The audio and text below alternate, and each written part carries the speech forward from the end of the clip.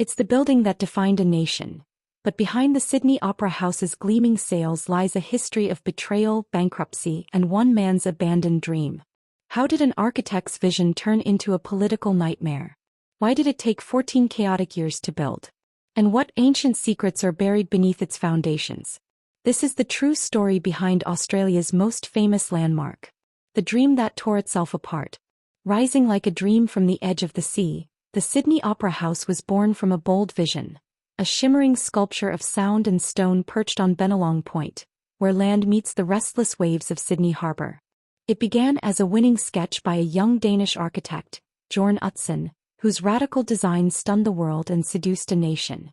But as the sails of this masterpiece took shape, so too did controversy and conflict. Deadlines slipped, costs exploded, and politics clashed with art. Under relentless pressure and bitter disputes, Utzon, once celebrated, was cast out of his own creation, leaving the building's final form in the hands of others. Yet when Queen Elizabeth II opened the Opera House in 1973, the world saw not the turmoil behind the curtain, but the majesty of a symbol reborn, defiant, breathtaking, and eternal. It remains not just a marvel of architecture, but a reminder that even beauty can come at the cost of heartbreak. Echoes beneath the sails. Beneath the soaring white shells of the Sydney Opera House, more than just music and theatre fill the air. It's a place where art, ambition, and history converge in a ceaseless hum. Every year, over 1 million hearts beat in rhythm with 1,800 performances, while millions more walk its gleaming steps, drawn to its mythic silhouette like pilgrims to a shrine. Home to Australia's finest creative voices, from Opera Australia to the Sydney Symphony Orchestra, this marvel is more than a venue, it's a temple to imagination. Managed by the Sydney Opera House Trust and cherished by generations, its story echoes far beyond Australia's shores. In 2007, the world officially acknowledged what people had felt for decades. This was no mere building but a global treasure. Named a UNESCO World Heritage Site and nearly crowned among the new Seven Wonders, the Opera House stands not only as a masterpiece of architecture, but as a living heartbeat of culture, forever poised between earth and sky, past and performance. The dream that rose from the harbour.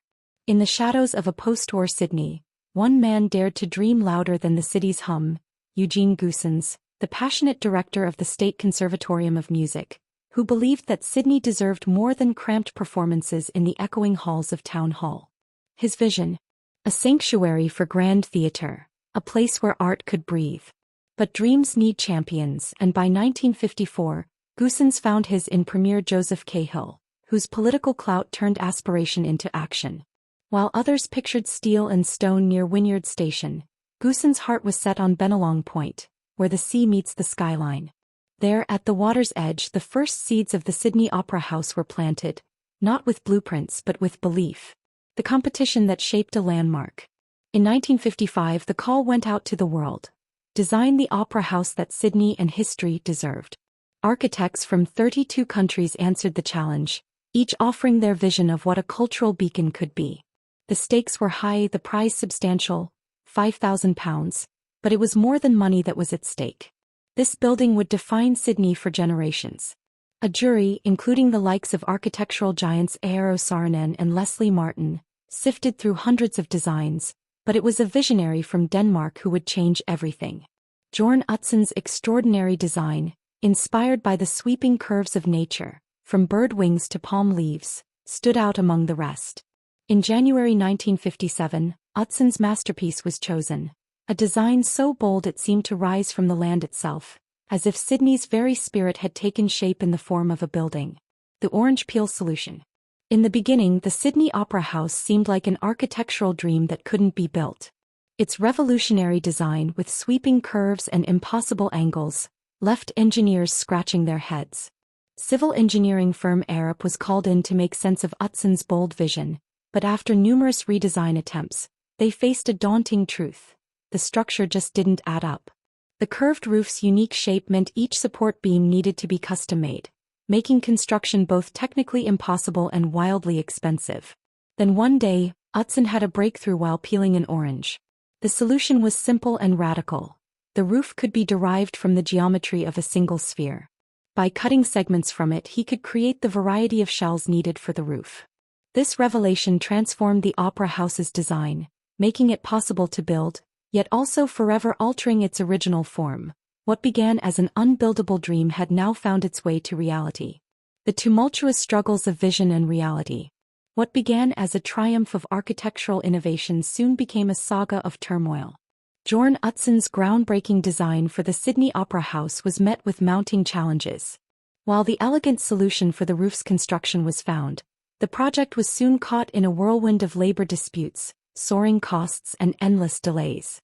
Originally set to open in 1963, the Opera House's completion date was pushed further and further into the future.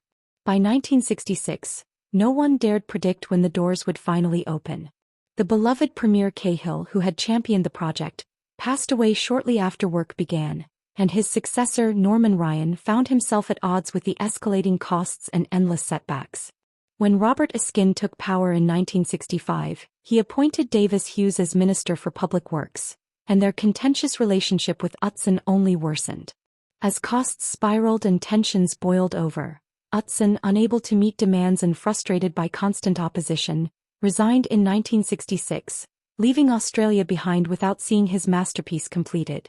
A wave of public outcry followed, but despite a new team of Australian architects taking over, the dream of the Opera House seemed as elusive as ever.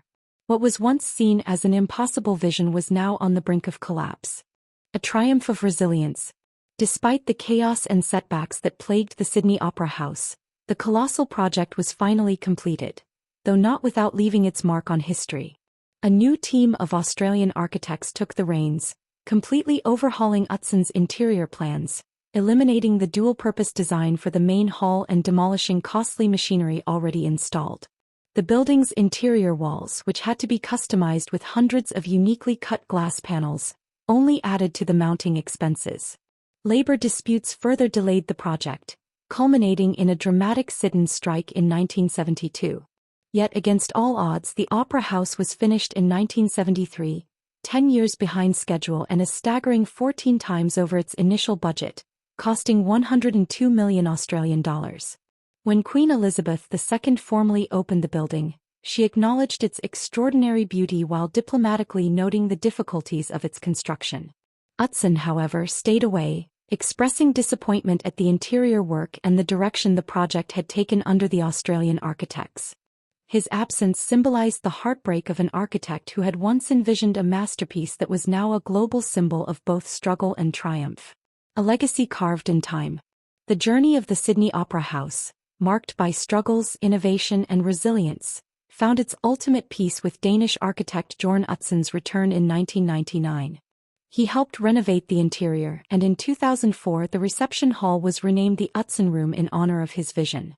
Over the years, the Opera House's reputation has only soared, its iconic sails now a global symbol of creativity and ambition.